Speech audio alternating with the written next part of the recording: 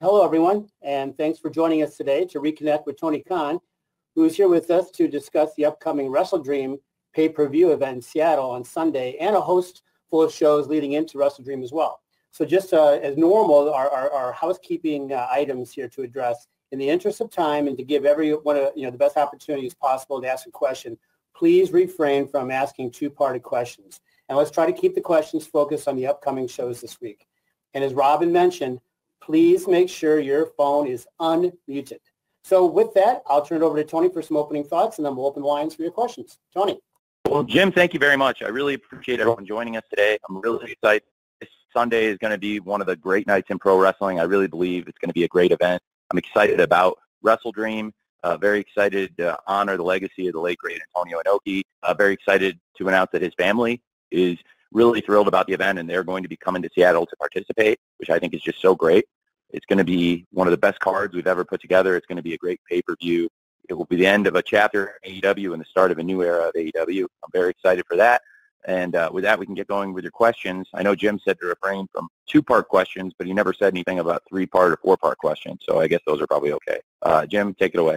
All right, Tony. Well, I have no comeback to that. So, but nonetheless, let's give it our best, starting with John Alba from Fight. And then we're going to follow John with Steve Fall from 10 Count. John, you're first. Hey, Tony. I'm just glad to get my question in before Bill Pritchard, because Bill always has the secret sauce for getting quality Tony Khan answers. But I hope you're well, Tony. Thank you, Jim. This morning, there was a big announcement from WWE about Jade Cargill coming in, and we know that for a long time, Jade was a major project in AEW and had one of the longest title reigns that your company may ever see, quite frankly. I would love to have your honest thoughts on Jade moving on to WWE and how you feel you guys get in presentation of her. I have only positive things to say about Jade. It's been great having her in AEW. She's always welcome here. I think she's had a great run with us and has a great career, I'm sure, in front of her. We're wishing her the best in the future. Thanks. Okay, John, thank you very much. Steve Fall from 10 Count, you are next. And we're going to follow Steve with Stu Myrick from Sports Guys Talking Wrestling. Steve. Hey, Tony. Thanks for taking the call. Quick question, though. It seems like every month we're getting another AEW pay-per-view, and everyone wants to know if we're going to see AEW on a streaming platform soon. Can we talk about monthly pay-per-views, and will they land on a streaming platform very soon? I am really excited about WrestleDream. We built a great calendar of events. I think there's more events we can add.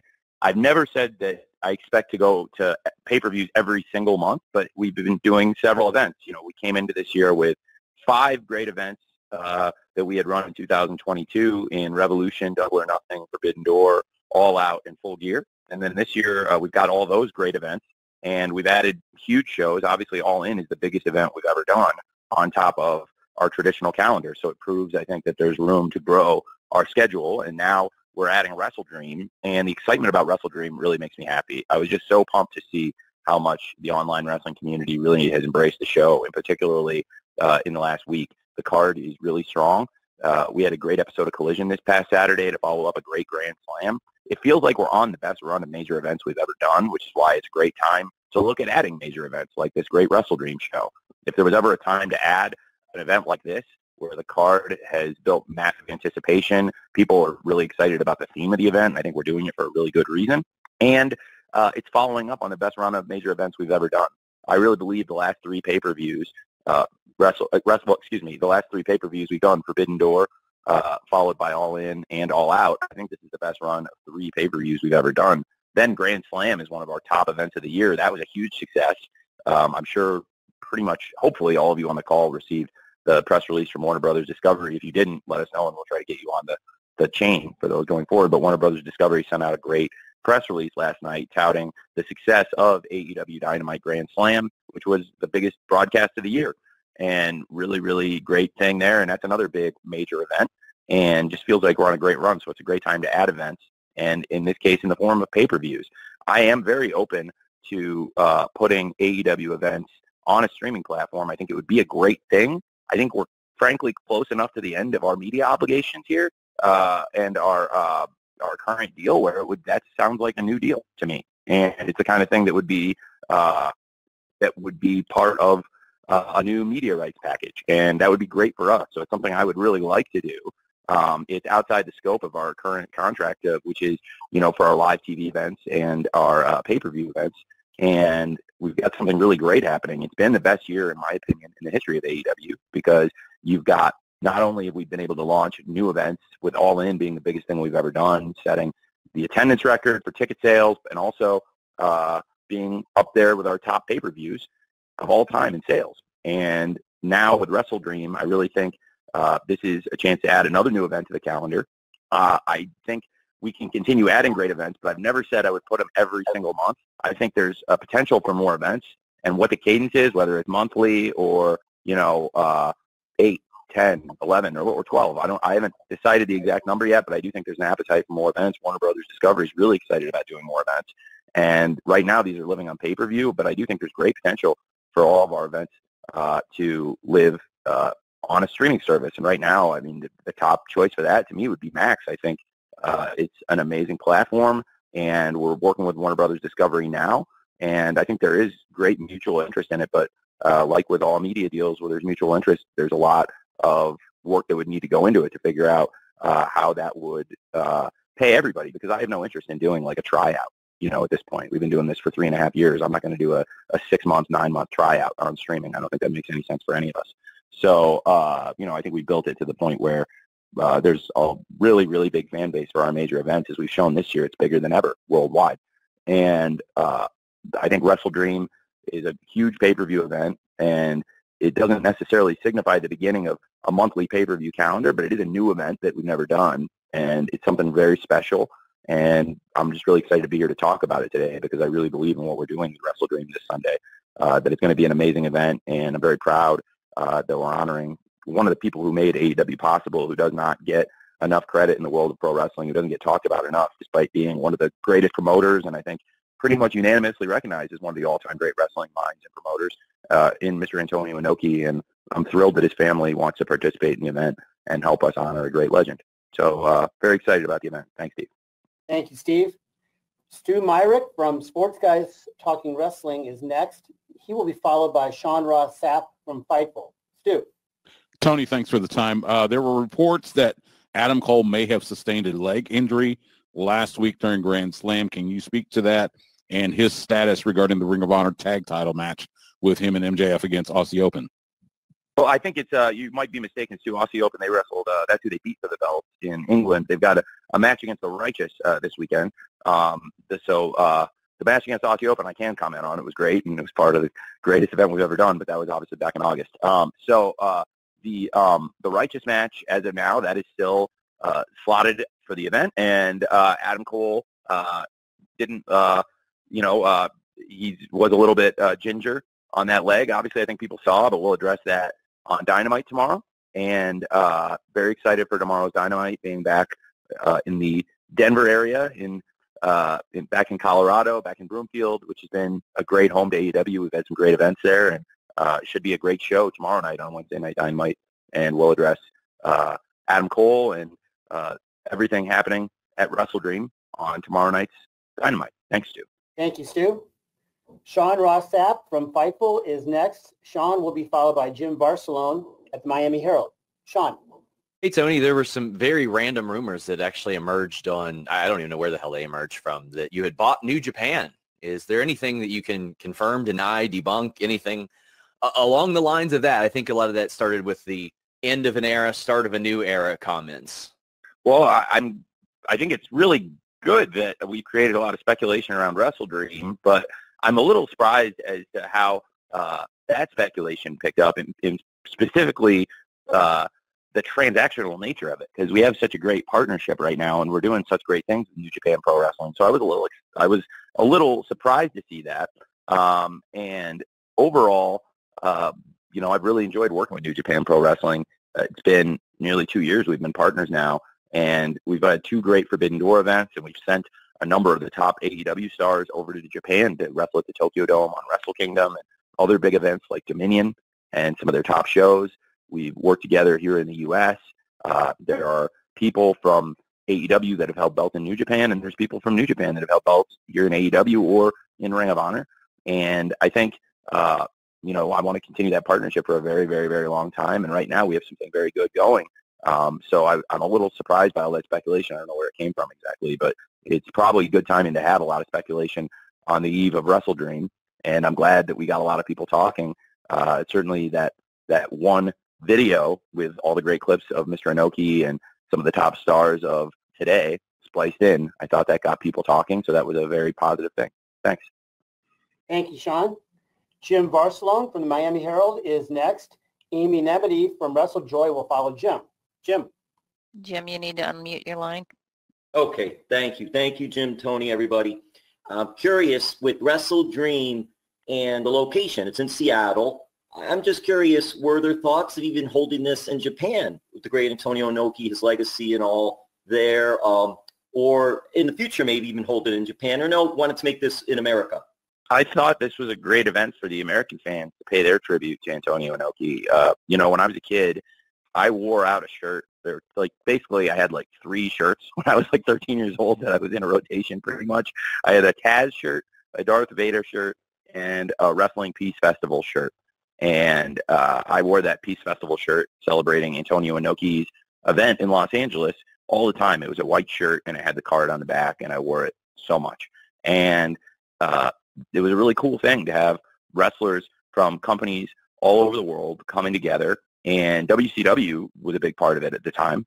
And I think they were instrumental in making that event possible and having a lot of the top stars that were on the billing. And it just seemed to me now, the wrestling world has changed, but there are players that have come into the space, and there are some of the same players that existed 25, 30 years ago. And I just thought now that Mr. Inoki's passed away, in particular October 1st, because this is the 1-year anniversary of his passing, I thought it would be something really special. I remember I was in a hotel room working on AEW on the road when I heard that Antonio Inoki had passed away, and I filed the date away. And I thought it would be really a great thing in October 1st to look for a venue, and Seattle is really ideal because there are wrestlers coming from Japan, and that's relatively, compared to a lot of the places we could have held the event in North America, that's probably a shorter flight for them than other places. So I think there's positive things about it there. So Seattle seemed like a perfect venue in America to celebrate a wrestling promoter who, most of the business he did was in Japan, but he conducted business worldwide, and he did a ton of business in America. And he's also one of the reasons that Strong Style Pro Wrestling, junior heavyweights, and a lot of the great international pro wrestlers we saw on American television when a lot of us were kids, he's the one who brought them here. And so I thought it was very fitting to celebrate the event in America as part of the AEW schedule and build something that I think can be an annual event and hopefully celebrate him every year, because Inoki really deserves that. Thank you. Thanks, Jim. Amy Nemedy from WrestleJoy comes next, followed by Bill Pritchard from WrestleZone. Amy. Hi, Tony. I wanted to talk a bit about Bryan Danielson and Zack Sabre Jr., 2 of the best technical wrestlers in the world. This is a match that puts the dream in WrestleDream. So they haven't faced each other, though, in nearly 15 years. Bryan beat Zack back in 2008, and Zack returned the favor later in 2009. Zack Sabre Jr. has dubbed this match, quote-unquote, Submissions in Seattle, and vows to, quote, end Bryan's career in his pursuit of truly becoming the best technical wrestler in the world. Can you talk about the stakes of this match, as well as the significance of seeing the likes of Bryan Danielson and Zack Sabre Jr. face each other in such a high-profile match at WrestleDream? Thank you. Yes, thank you. Well, I'm very excited for the match. Submissions in Seattle, that's a hell of a name for this event and a hell of a name for this big match. It is definitely, in my opinion, a dream match. There was tons of anticipation. There was worldwide buzz around last year's Forbidden Door, and one of the matches we were planning to have at the event was Bryan Danielson versus Zack Sabre Jr., and there was a lot of people clamoring for that match. As you said, they had not wrestled in well over a decade, and it's amazing how far both of them have come since then. I mean, both of them have just not only in their careers, certainly they've accomplished a lot, but also physically, they've really built their bodies up. These are different wrestlers than they were when they wrestled 15 years ago.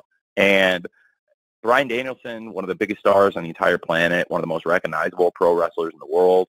I think Bryan Danielson, certainly one of the most important people in AEW, and then he's facing off against Zack Sabre Jr., certainly one of the most important people in New Japan Pro Wrestling. and they both possess a mastery of grappling. They both have, I think they both have got probably the most complete skill sets of any technical wrestler, and I think the fans would agree with that, and that's why when the fans have voted for the best technical wrestler, it's almost always going to be Bryan Danielson or Zack Sabre Jr. for the last 15 years, I would say, and it's a dream come true to have that match on pay-per-view. It was something I wanted to be able to present at the original Forbidden Door, and Bryan got a concussion in the original Anarchy in the Arena in Vegas and was not able to participate on the inaugural Forbidden Door. That's one of the reasons it meant so much to have that match, that great main event with Bryan and Okada this year, which was, doing something special at Forbidden Door. But there was another match from the original Forbidden Door that I'd really, really been clamoring for, wanting to have, and that was Danielson versus Sabre. I think it's going to be great, and I love the name that Zach gave it, Submissions in Seattle, for this Sunday. That's great. Thank you. Thanks, Amy. Bill Pritchard from the WrestleZone, you're next. John Powell from Slam Wrestling will follow Bill. You're up, Bill. Hey, Tony. How are you? I'm good, Bill. Thanks, man. So I wanted to go back to the end of an era comment and the buying a promotion rumor. I know that was probably the most prominent one, but would you go as far as saying you are not doing that? You would deny that that is credible, or maybe care to eliminate any of the other rumors or clarify like what you actually meant by those comments? I definitely have no intention of clarifying what I meant by those comments. I want people to order the pay-per-view. but I definitely also never speculated that, I think the internet kind of ran away with the speculation based on I don't know what, honestly. I'd love for somebody to go back and look who the first person to say that was and track back where the speculation came from, because certainly I don't know if that particular aspect of it is very credible. There's dots you can connect in wrestling, and there's things I'm very excited about that we've been doing. And I think I've made bold proclamations before, and I felt that I've been proven right by them. I think we've come a really long way. We've taken big swings at doing new things this year. And in particular, I think 2023 has been our most adventurous year. And I want to keep doing adventurous things and making fans talk about AEW, hopefully making new fans of AEW. One thing, I think we've debunked some speculation. I'd be happy to debunk this speculation that's what I'm was implying, because I don't know where that particular rumors got started.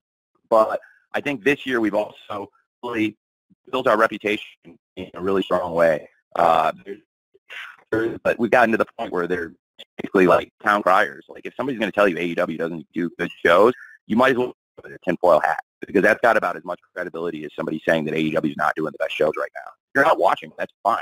You can say you're not watching them, but to question the credibility of how they are, it's BS, because we're doing the best shows. I think from Forbidden Door to All In to All Out, I think Grand Slam was a great event, and the Collision this week was probably the best episode of Collision we've ever done in the first 15 episodes of the show so far.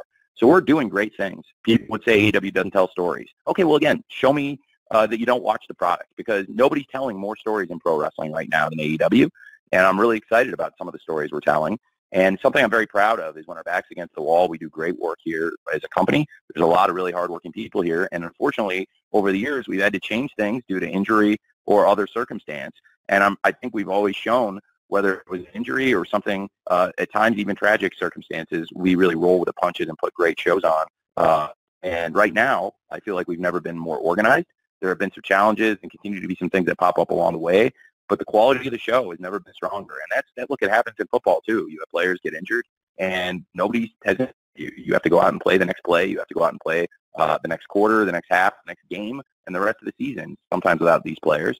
And you have a game plan. Nobody feels bad for you that your game plan got knocked off script because some of the players got knocked out of the game. You just have to keep going with whatever script you can put together. And I think that's true whether it's in football or wrestling. But I'm very very happy with what we're doing right now. So without completely spilling the beans on everything I'm working on or everything I see for the future, I do think it is really going to be the start of a new era of what we're doing with AEW, and I'm very excited about that. Thanks, Bill. Thank you, Bill. John Powell from Slam Wrestling has a write-in question, which I'll read in a minute, and then I'll ask Dave Meltzer from the Wrestling Observer to follow this write-in here, Tony. What are your thoughts on Eddie Kingston versus Katsuyori Shibata?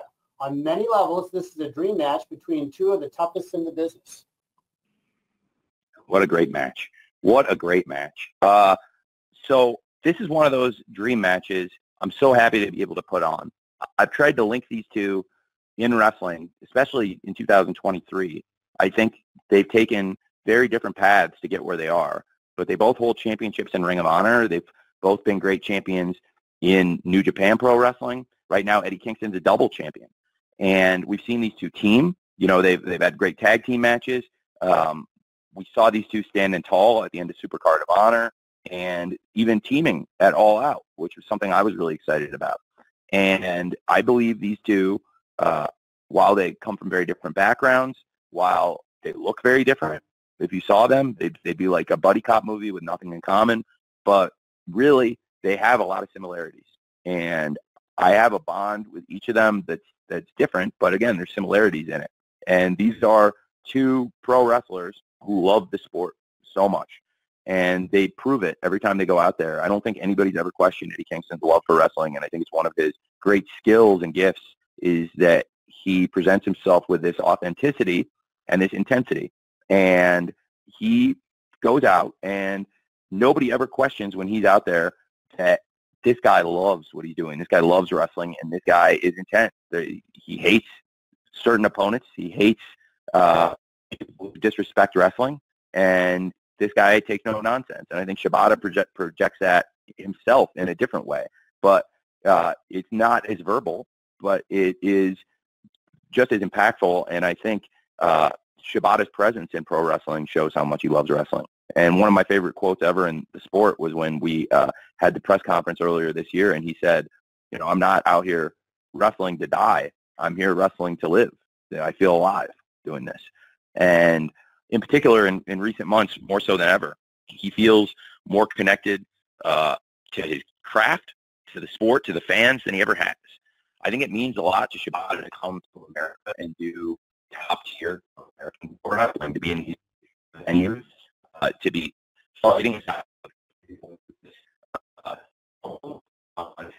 be in America. It's a dream of his, and he's really having fun with it. Like, Shibata has become a massive leader in a lot of ways. He's become a great part of our crew because he spent most of the year with us here in AEW and ROH, and along with a handful of other leaders, and Shibata is one of our real generals backstage. And I think this match, it's a dream come true. You know, I know there's fans all over the world who love pro wrestling that I've seen saying that this is a dream for them too. And trying to remember also what fans like to see and what people care about in their pro wrestling. I think this is a match people really wanted to see, and we've danced around it, and they've been on TV together. And it was that time to see one-on-one, and that beating now that he a huge win, a double champion. This could be a double title match, and Shibata has a chance to create a new triple crown in international pro wrestling, which I thought is really exciting.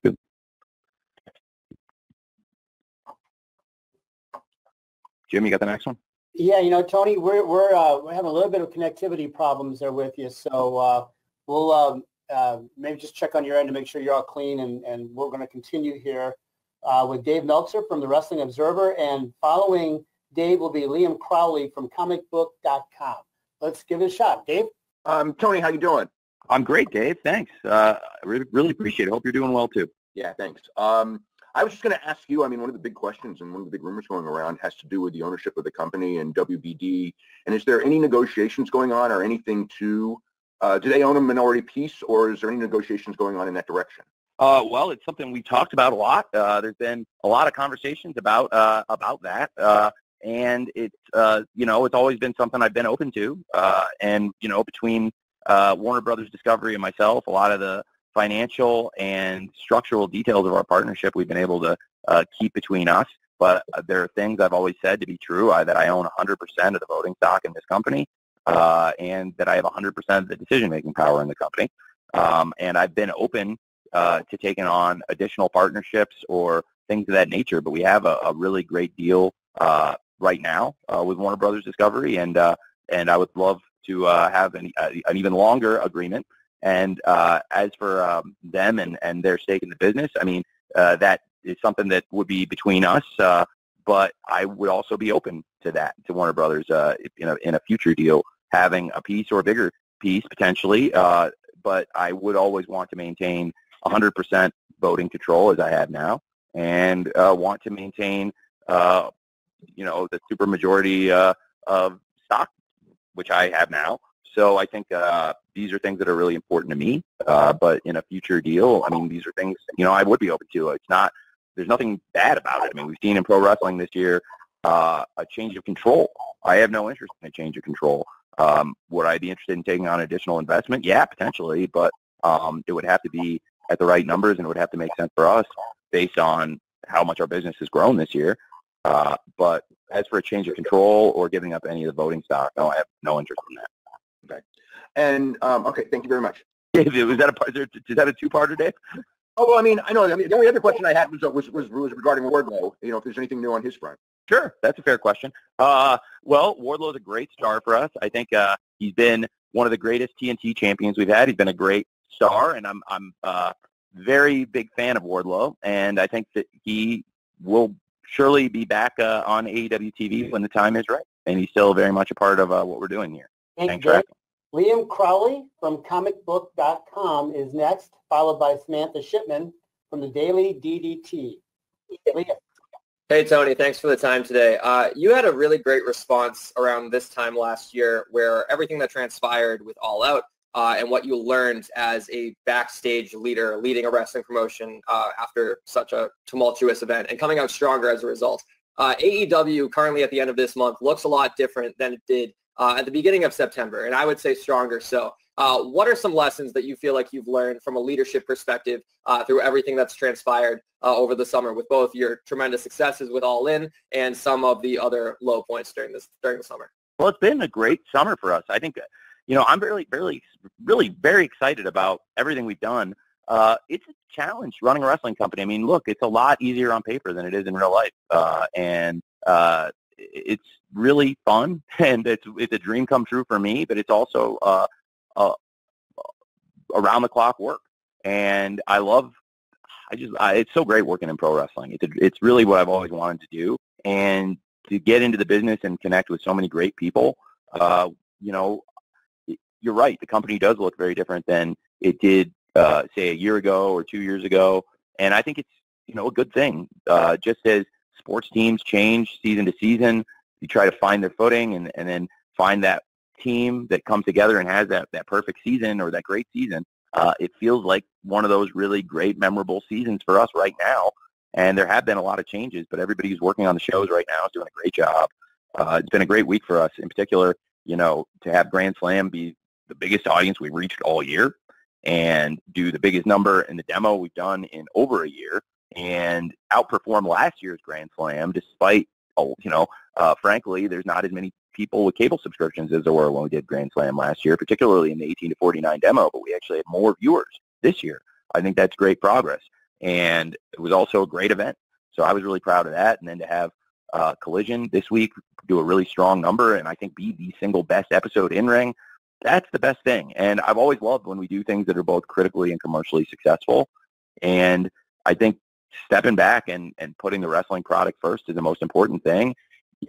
We can't sign every wrestler. We can't keep every single wrestler, but we can do our best to make sure the shows that we put together are the best shows for the AEW fans every week and try to utilize everyone the best we can. I think it's really, first of all, the statement I made about a year ago, that was a good statement.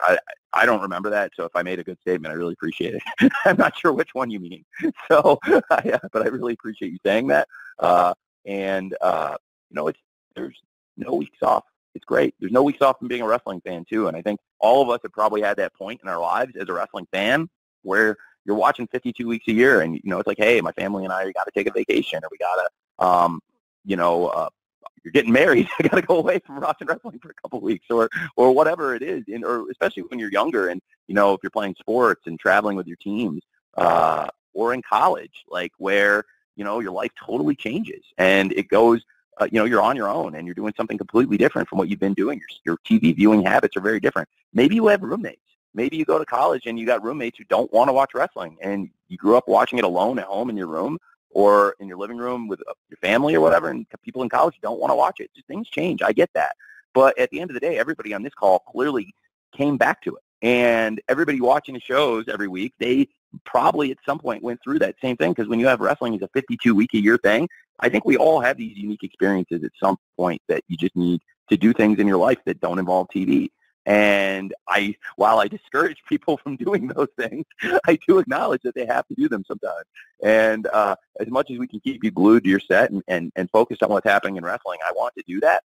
But I think the real skill in what we do as wrestling promoters and those of us who put on weekly wrestling TV shows that have maintained an audience and that are, on television right now, I think what we're able to do each week is get people to commit to us, to spend their time with us, and to not step away from it, to keep focused on it. And I think that's something amazing about wrestling, is that through 52 weeks a year that we're able to maintain such audience engagement, because at the end of the day, so many of us are really hooked on this. Like I am. Like I've never had a break that lasted more than a week or two, and maybe a few weeks. And, I've been in China, like trying to find wrestling on TV at 8 in the morning on a Monday.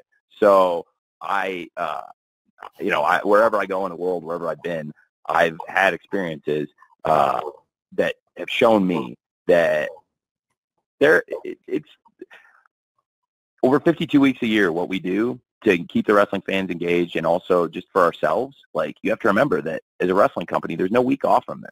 So it's really exciting to go into an event like WrestleDream, that's a new event, and feel the excitement from it, and feel that people are passionate about wrestling, passionate about what we're doing, because there's no guarantees to those things in life. And frankly, in this wrestling business, more people have failed than they succeeded. And the things we've done and we've accomplished, they're historic. It's really, really cool.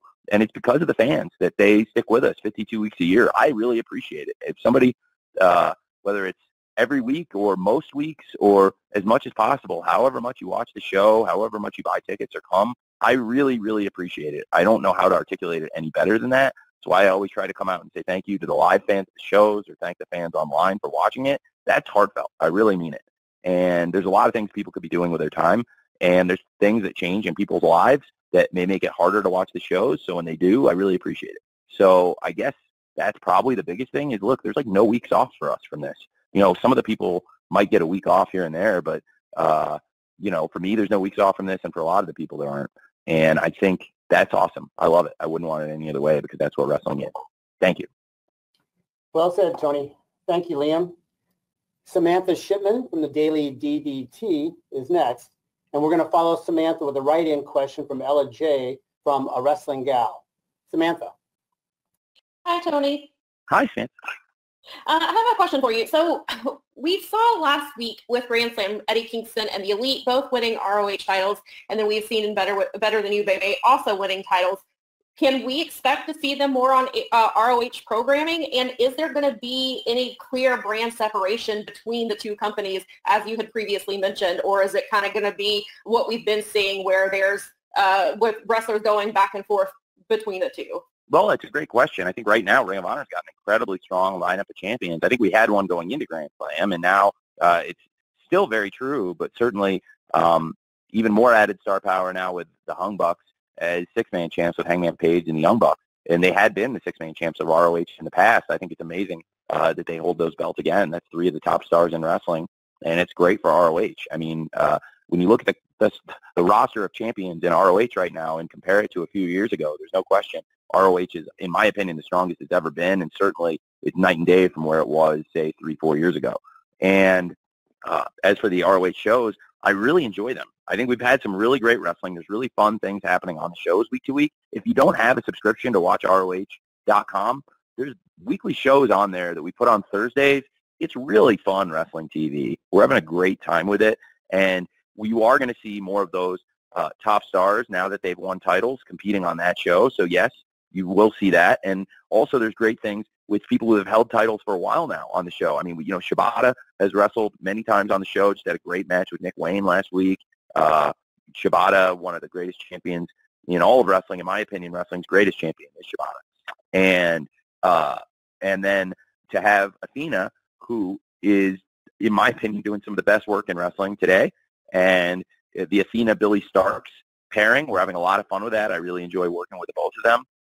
Athena is a great veteran. Billy is very young, but is wise beyond her years, and they have great chemistry, and we're having a lot of fun with that story.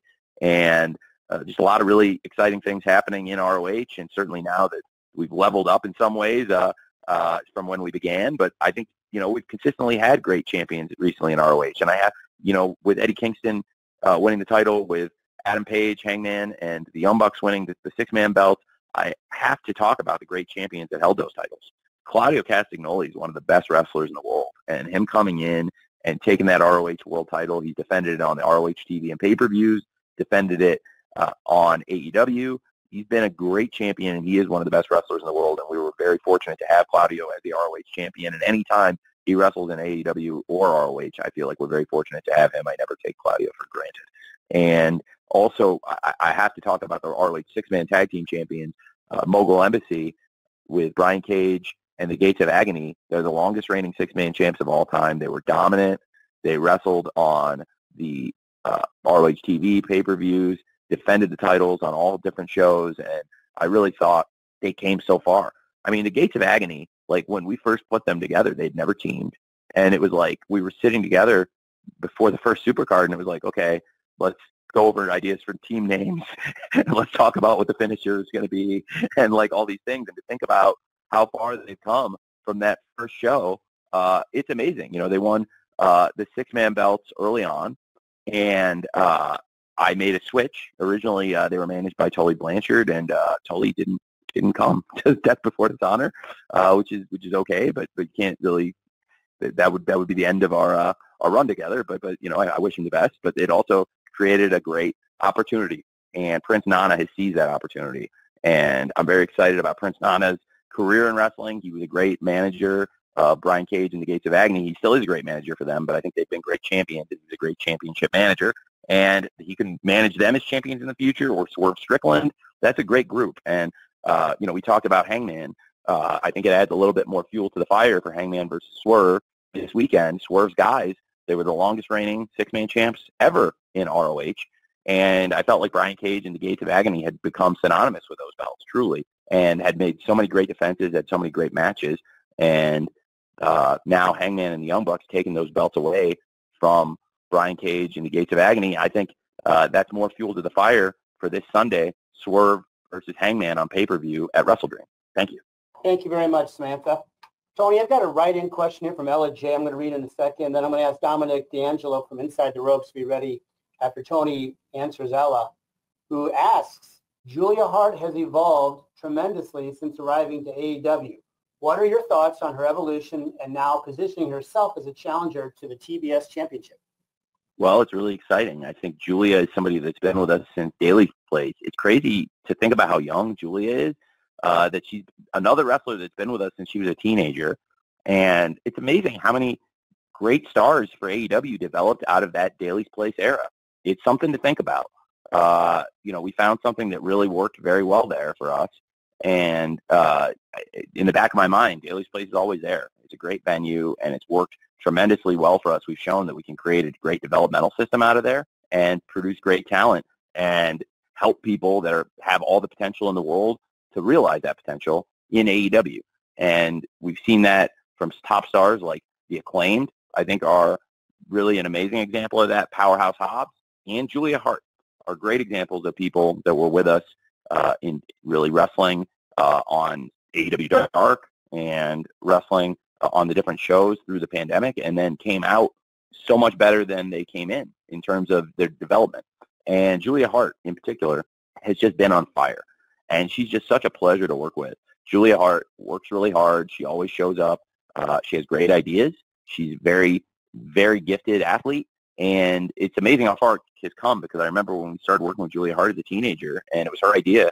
She said, I'd be a great cheerleader for the Varsity Blondes, and I thought, okay, that could be cool, and she went out and did a great job with it, and she worked really hard at it, and then when this presented itself organically, this opportunity for her to go with the House of Black, she ran with it, and she has done so much, and I've tried to put her in prominent, strong positions. It's been a really long time since anybody beat Julia in a wrestling match.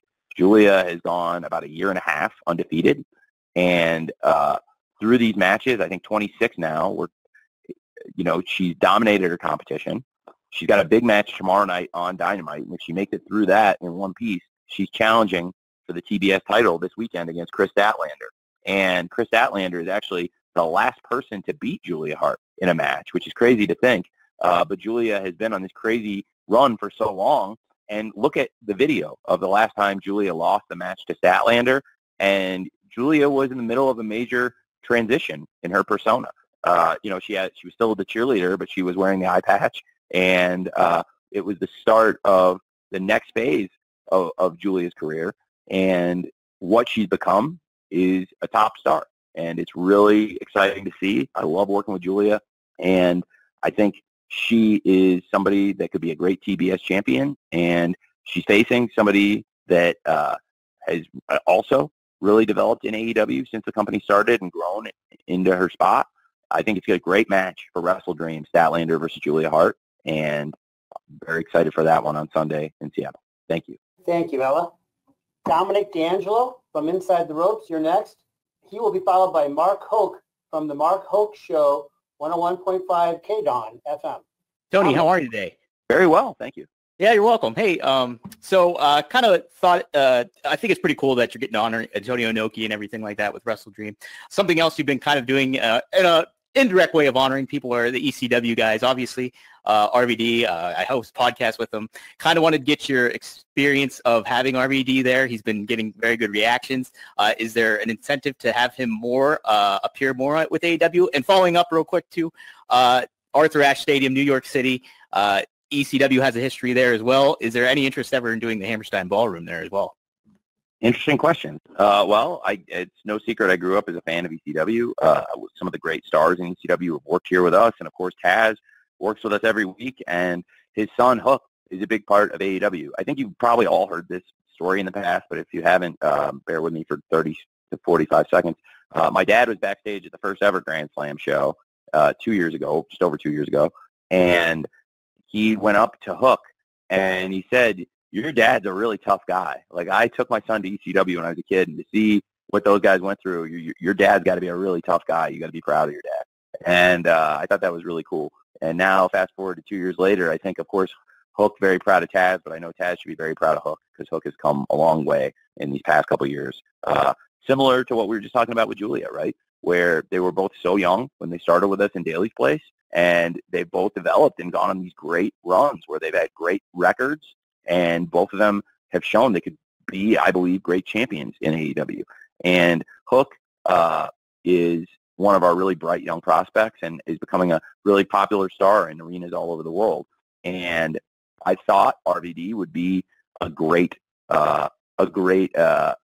for him, a foil in Hook's previous story, and then now a great partner for Hook himself. And they had a really fun match. The Collision episode did a great rating. It's one of a really great rating success stories on Collision, going against some of the toughest competition and you're ever going to see. In particular, I believe NBC said that the Notre Dame-Ohio State football game was their highest rated Saturday football telecast for college football since 1993.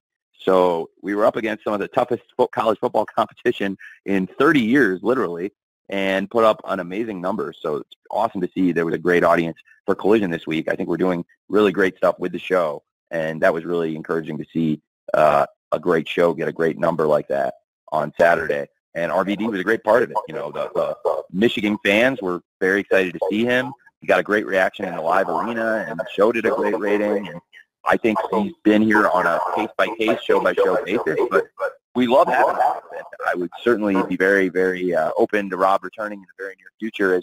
As we said when I saw him this past weekend, he's doing a great job, and we'd love to have him back. So great to have Rob here anytime he's available to do it and anytime it makes sense for everyone. Thanks. Thank you, Dominic.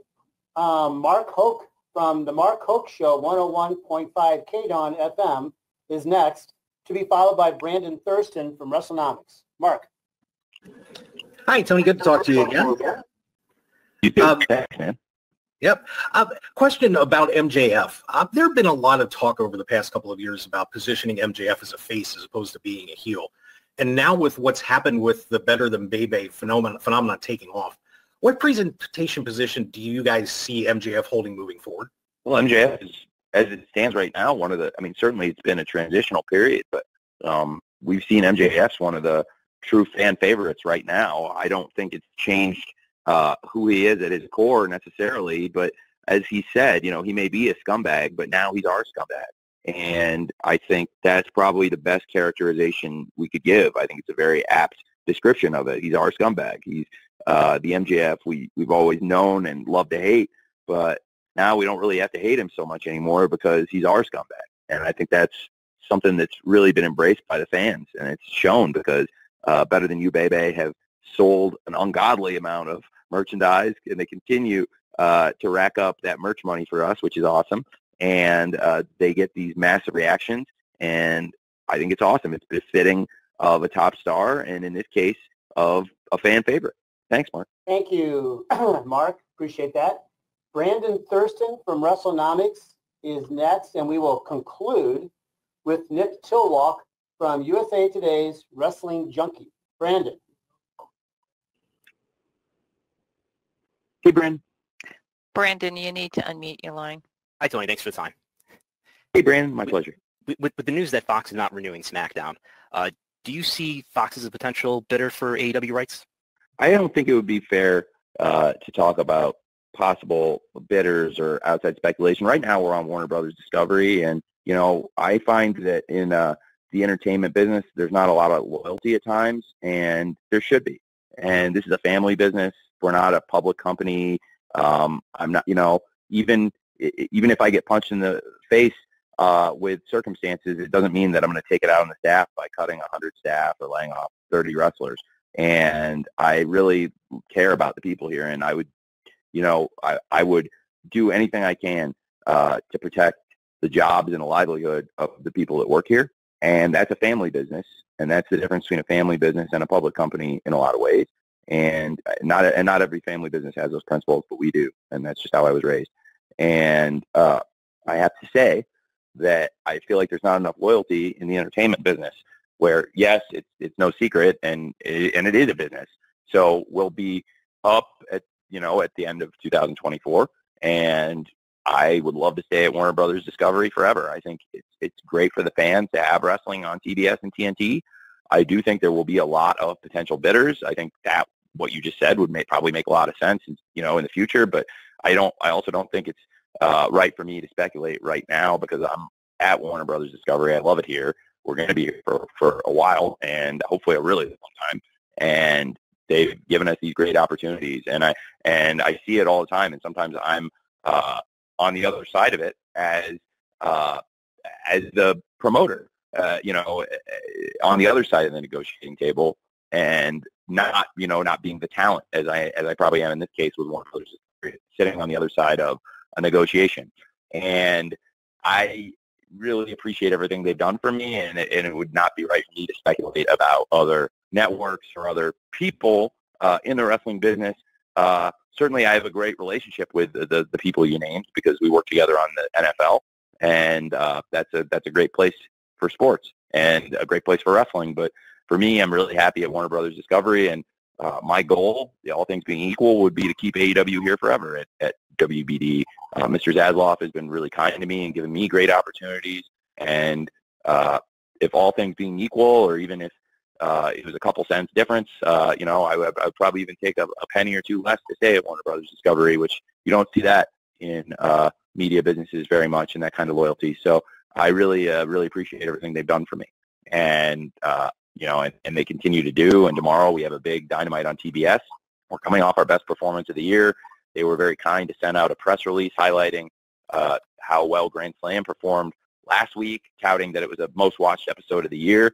And I really appreciated that. And I think if we can do things to make them proud, then they're going to stand behind us, and we'll get the kind of offer that will surely make us, I think, the kind of offer that surely would be befitting of the kind of great performances we've had.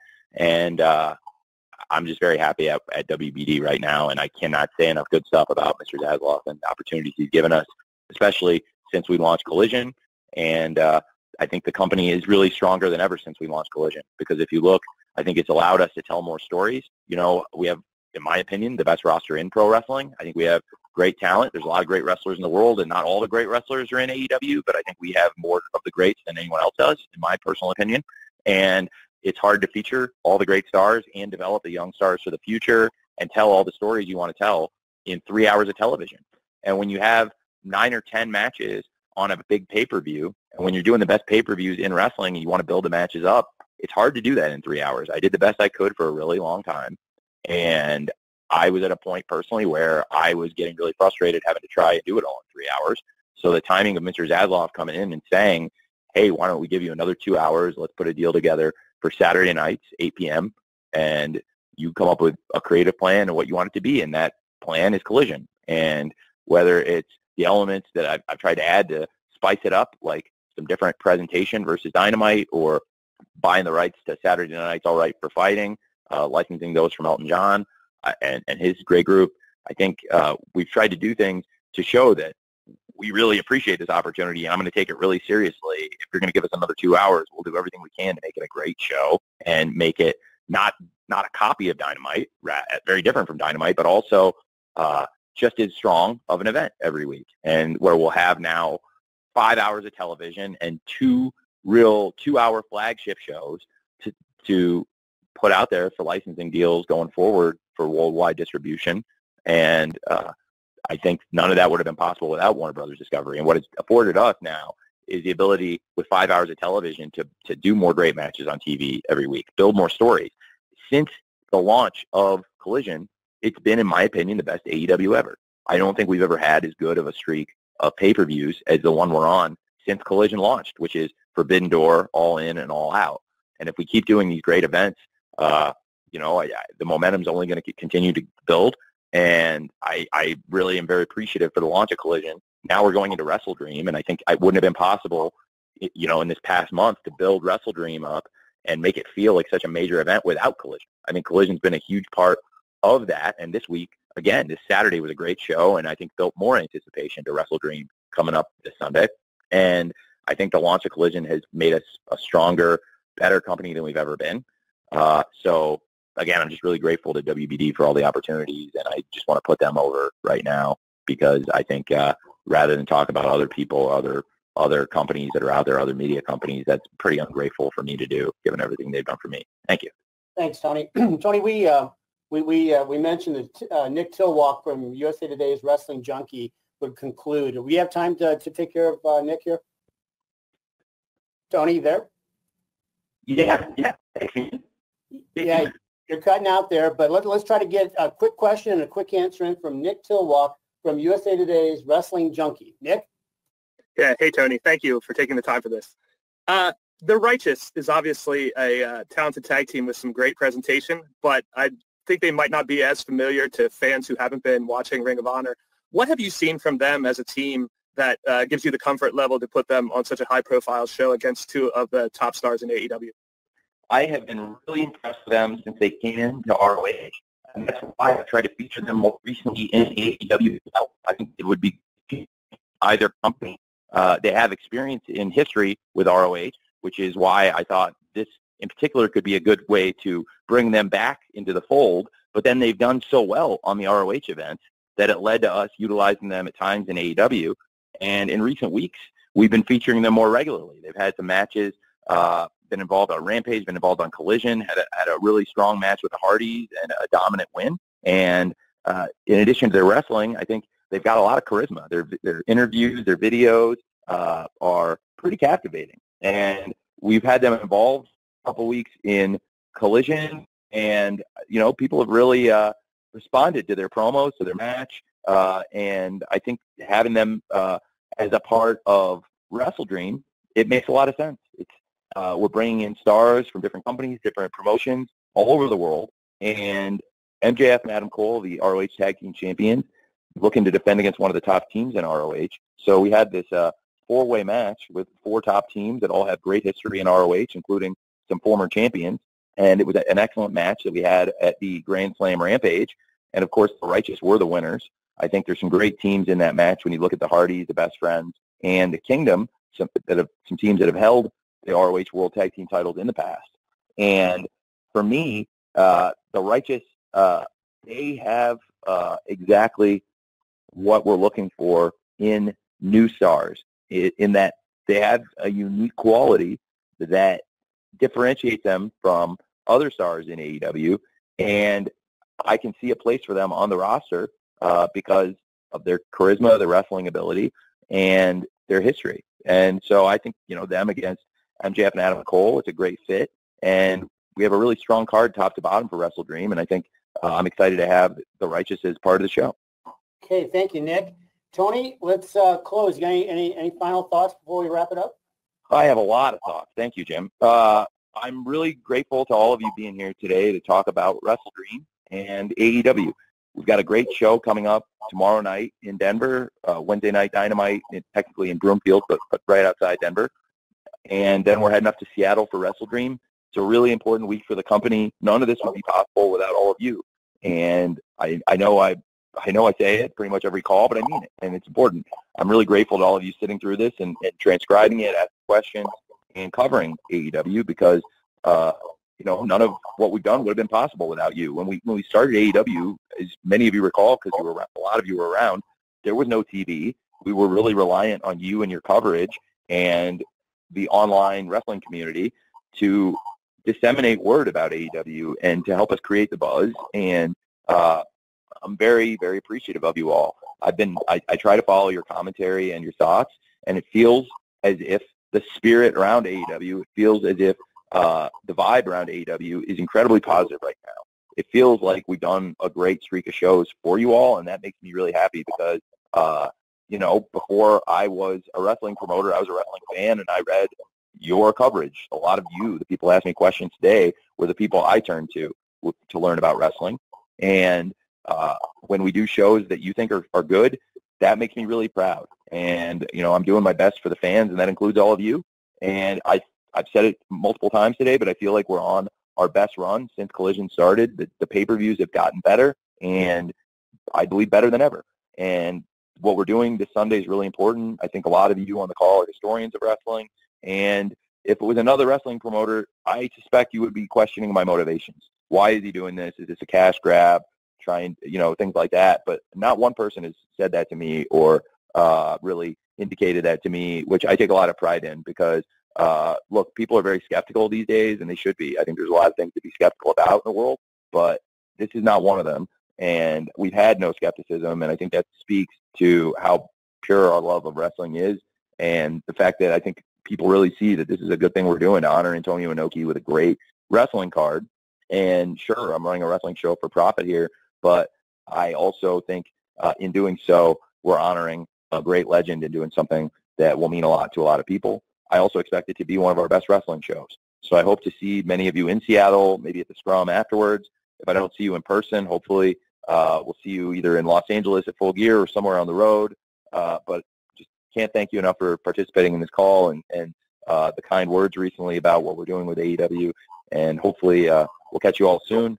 Jim, thank you for moderating this, and I really appreciate you holding this thing together, and look forward to seeing you two soon. And thanks, everybody. Hope you all have a great day. Yeah, thank you, Tony. and just to echo, thanks to everybody here. We are at the end of our time, so we're going to be distributing the audio recording here to everyone shortly. As always, 1,000 thanks for being a part of today's call, and just everything that Tony said, we say.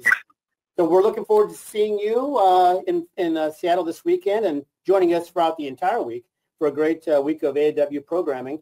And I hope to see you in Seattle, and best wishes to everybody. Best to you. Bye-bye.